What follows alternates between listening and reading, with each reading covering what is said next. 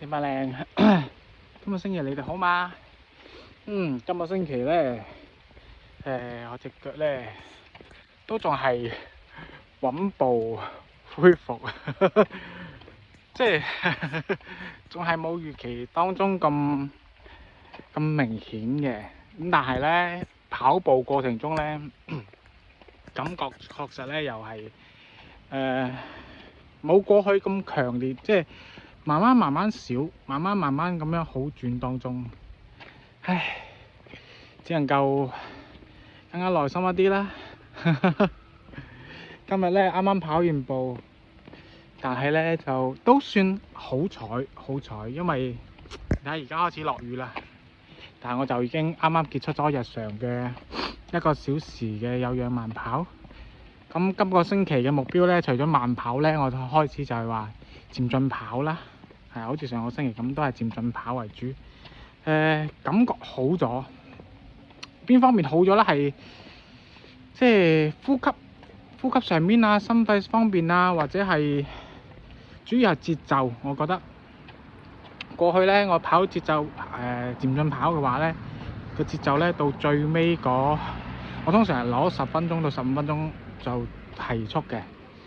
咁但係咧過去嘅話咧，最後嗰10到15分鐘提速咧，隻腳個節奏好似唔係咁協調，可能肌肉未跟得上，心肺未跟得上，或者係其他原因我唔知，可能係仲有我之前可能係啲力量上面唔夠，咁導致兩隻腳嘅發力啊、提拉啊嗰啲動作咧都係唔協調。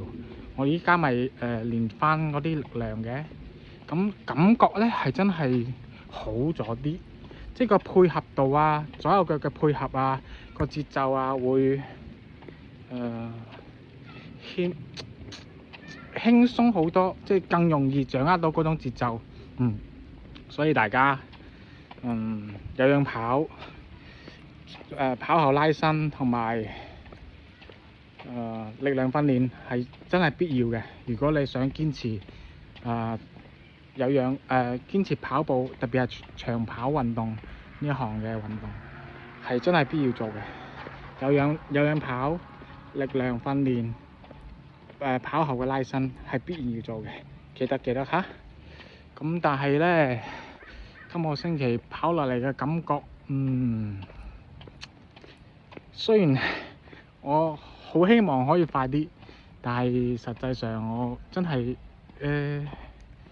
個傷比我預期中更加慢啊！所以而家7月份7月26號嘅舊金山馬拉松半馬，我真係目標只能夠鎖定喺安全完賽啦，亦都係我人生首馬。咁我覺得安全完賽嘅話咧，就先當體驗咯，都唔丟架嗬。